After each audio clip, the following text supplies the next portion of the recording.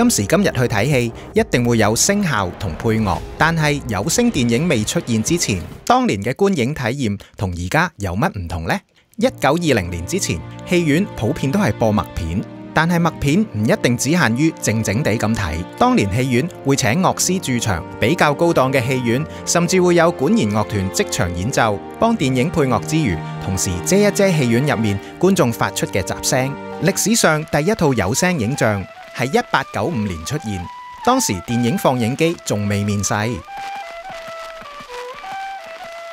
紐約，啲人用活動電影放映機 Kinetophone， 一部結合咗放映機同留聲機嘅設備睇戲。今次亦係歷史上第一次商業性電影放映，可以話標誌住美國電影文化嘅誕生。直到1927年，第一套完全聲畫同步配合對話嘅劇情片《爵士樂手》先至喺紐約上映，成為當年最賣座嘅電影之一，意味住默片時代終於要落幕。1929年，名導演希治閣製作咗英國第一套有聲電影《Blackmail》，有聲電影開始風靡歐洲，慢慢成為城市人日常娛樂嘅一部分。默片時代好流行嘅誇張演技，喺有聲電影時代就被視為係好差劣嘅演技，口音難聽嘅演員亦都被觀眾唾棄，有部分演員冇辦法適應，同默片一齊淡出咗電影工業。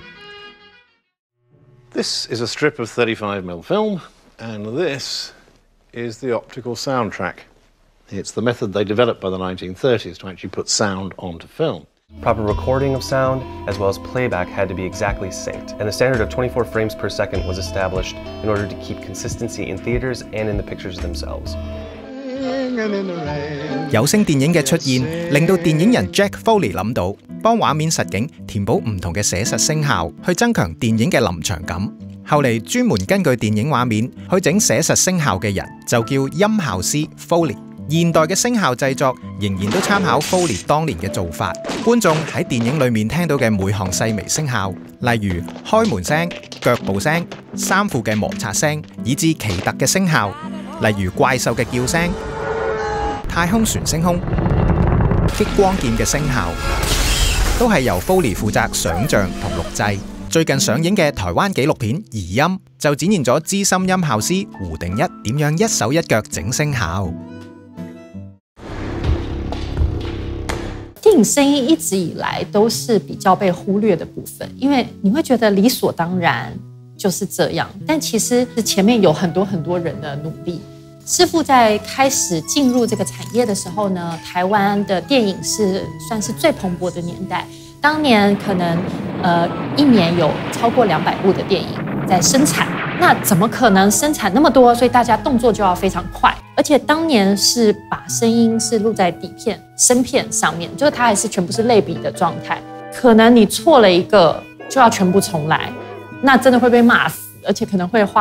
浪費很多錢。因此專注力就要提高。你如果看一次畫面，你就能夠同時記住有什麼聲音發生，那是最好的。所以我覺得師傅是在